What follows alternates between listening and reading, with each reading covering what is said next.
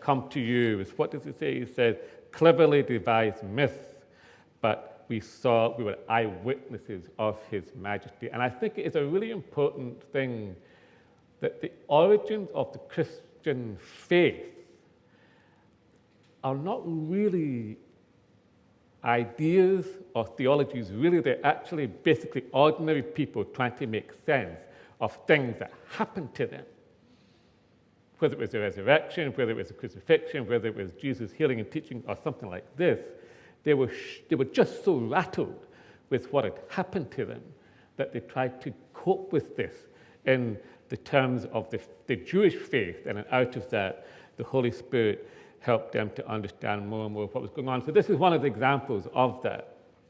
And most ministers today will talk about how this was very important for Jesus just before he came down this mountain and then turned towards Jerusalem and towards the cross. So this was Jesus' kind of getting a kind of shot in the arm, as it were, a real encouragement before he went on to face a very difficult next, however long it was in different gospels, it's difficult to say, but a very harrowing time ahead. So it's a real encouragement, and there is beyond a doubt a very important dimension to that. What I want to talk about today is the perspective from Peter, and how perhaps we can learn something from that today in our own journey, but also specifically in our journey of Lent.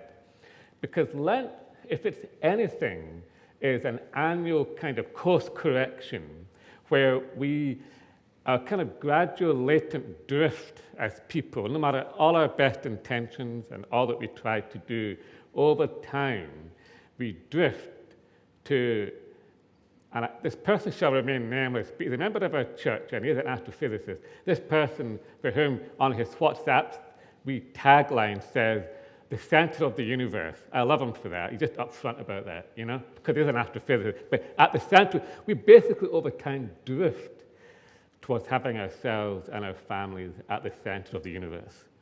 For all intents and purposes, really, when push comes to shove, that is what it is. And Lent is a kind of course correction back on that annually, in which we try to get God back into the center of our universe and try to make sure the decisions we make and the priorities we have are aligned with that. And so there are three things from this passage which I just want to pick up. I think, first of all, Lent is a journey with Jesus. These guys, Jesus said, come on, let's go. And they went up the mountain with him. And it was hard going. It's not an easy mountain to climb. It's a hard climb.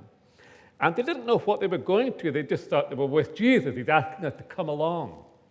And my challenge for us and for myself this Lent, it's really annoying. My daughter gave me a whole box of brownies last night, and I've got until Wednesday to finish them off. I'm not sure how.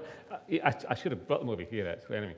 But as we go into Lent, and whatever we are called to do this Lent, whatever we're called to give up, whatever we're called to take on, that we go on a journey with Jesus during this. This is a journey with Jesus. And whether it is giving something up, it really does, you do feel the loss of it. You do feel the loss of it. That when you feel that loss, there is a sense of, I am entering into the suffering of Jesus. I am entering into the suffering of the world, in whatever minuscule way that might be for you. But there is something that's it's a discordant note which kind of subverts our normal day-to-day life, thinking, oops, I can't do this at the moment. And it just makes us think, wait a minute, there's all sorts of people who are going without in all sorts of ways.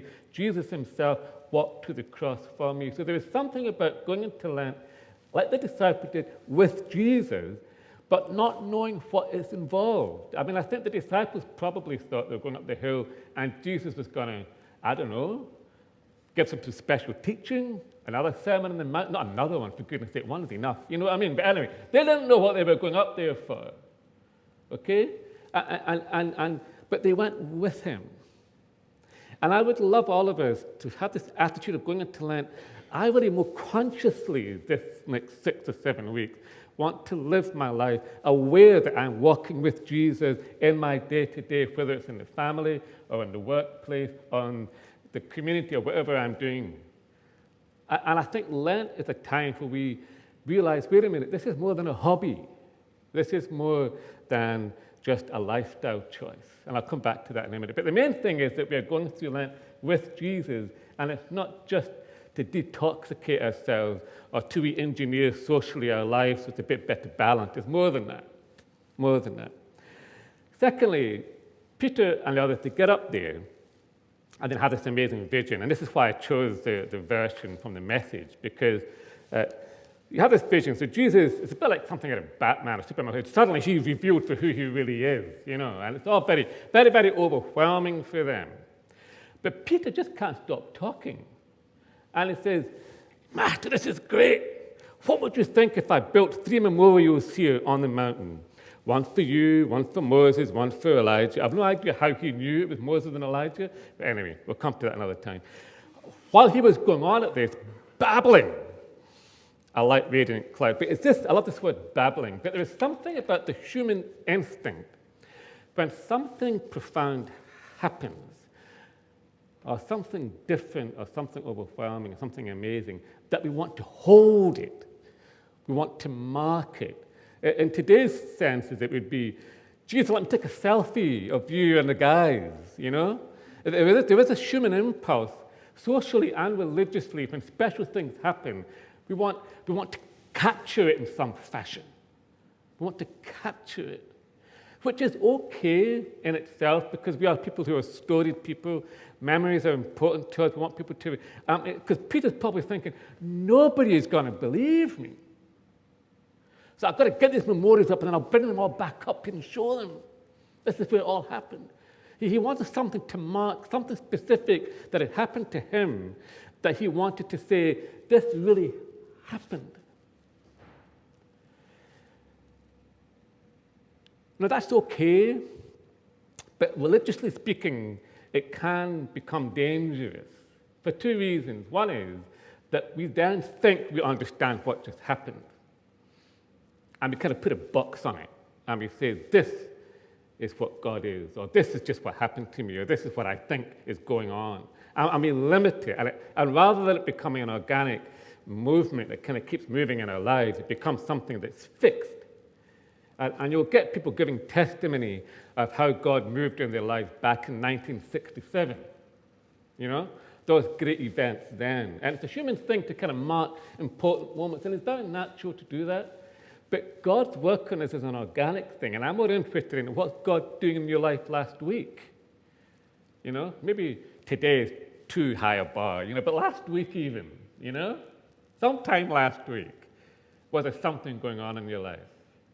And there is something about the human tendency to try to fix God down, to fix spiritual, religious events, moments down and nail them and mark them, which is slightly dangerous, which makes them static, and it makes Christianity a faith that is to do with monuments and memorials, rather than something that's organic and moving forward and trying to find a way, what's happening today? How fresh is your faith today?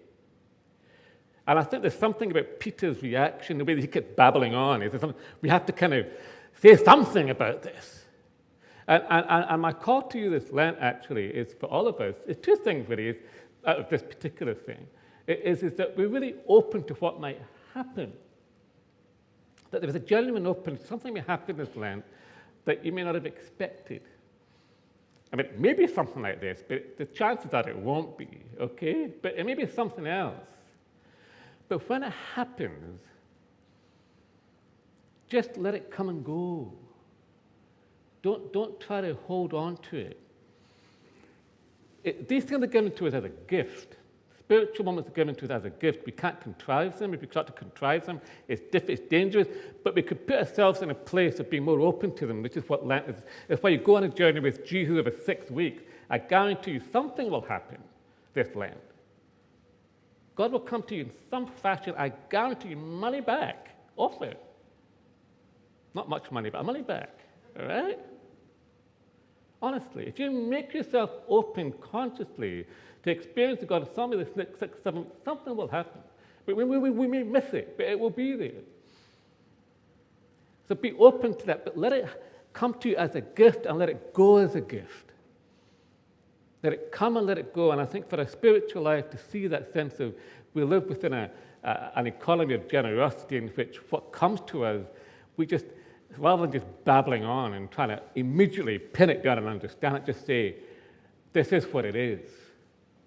This is what it is, and let it take you to wherever it will take you. And then the cloud comes down, and a wee bit like this. I had a friend climbing up yesterday, up near Cairngorms, no, Glenshee actually, sorry, and he sent me this photo of him and his son. You see a wee kind of what's called a snowbow just above the sun through the clouds there. But you have this cloud, a light radiant cloud suddenly envelops him. And sounding from deep in the cloud, a voice, "This is my son, marked by my love. Focus on my delight." Listen to him. And when the disciples heard it, they fell flat on their faces, scared to death. Even Peter shut up. All right? Suddenly something happened to them, which was much bigger than they had ever seen before. And it was not even something like what they'd just seen with Jesus and Moses and Elijah, but they were overwhelmed with what theologians often call the otherness, this capital O, the otherness of God, in which God is so much more than we can get our head around, in which there's so many more things in play that we can understand with our minds or our experience, that all you can do is just shut up. And it can be scary sometimes. It can be overwhelming. There are so many questions we can have that are unanswered. But we don't need to be afraid of those things, because those kind of questions, that loose ends and the searching, take us deeper into this otherness of God. The otherness of God, the capital O thing, doesn't have to be a scary thing. It could be something which elicits worship from us and elicits, I am a really small person. I'm not the center of the universe. I mean, I really am not the center of the universe. You know? Because at one level we get that we're not the center of the universe, but I mean, we are really not at the center of the universe. I mean, the human race isn't, not just me. And I think it's this otherness of God that is so difficult for human beings to really live with, because it's just so uncomfortable, and it is overwhelming, and it scares the pants off of us sometimes. And I would love this Lent, in some fashion, that we are willing to engage with God's otherness. And that, let me read you a couple of things, actually, from my pal's anthology I was talking about last week. This is actually from Cairns Church up in Mulgai.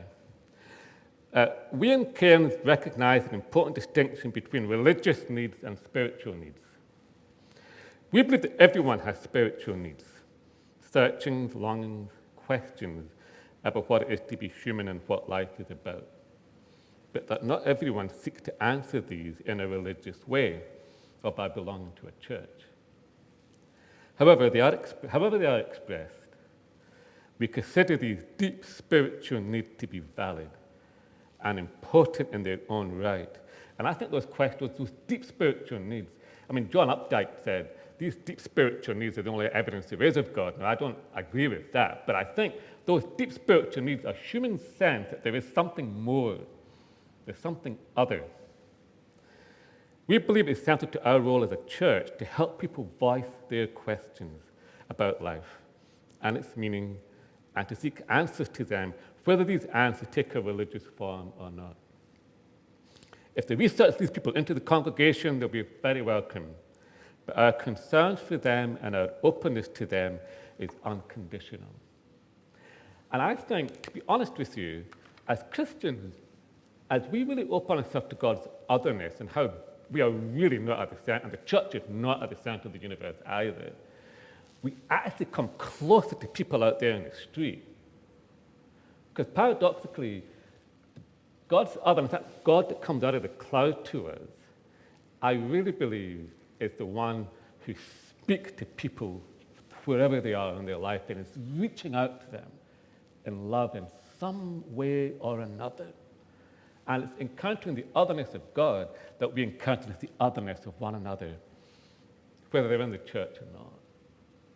And this is where it gets us out of our boxes into something else. And what's the result of all of that? I think the result of all, just in closing, is that we will be changed people. I think going on a journey with Jesus in Lent, I think really learning to shut up and when things happen to us, to be open to anything that God can bring and to be overwhelmed by the otherness of God. This can actually change us. And this is what Rowan Williams said to somebody who asked him a question. This person said to them, I find it hard to believe. What comfort can you give me of God's existence? This is what Rowan Williams said. What comfort can I give in respect of God's existence? I think I can say that for me, what is most compelling is the fact that there are people as human as I am, for whom trust in God transfigures everything. It's called a transfiguration. Jesus was transfigured. I want to suggest that we ourselves can be transfigured, changed, but not in a kind of glorious, sunny sense, but in a profound human sense. People in this way, people whose lives, emotions, priorities, and visions are completely shaped by that belief in such a way that the human life that emerges is compellingly attractive. I want to be human like that. When I look at some of these lives, even one saint at the very least suggests that something else is possible, this otherness of God is possible.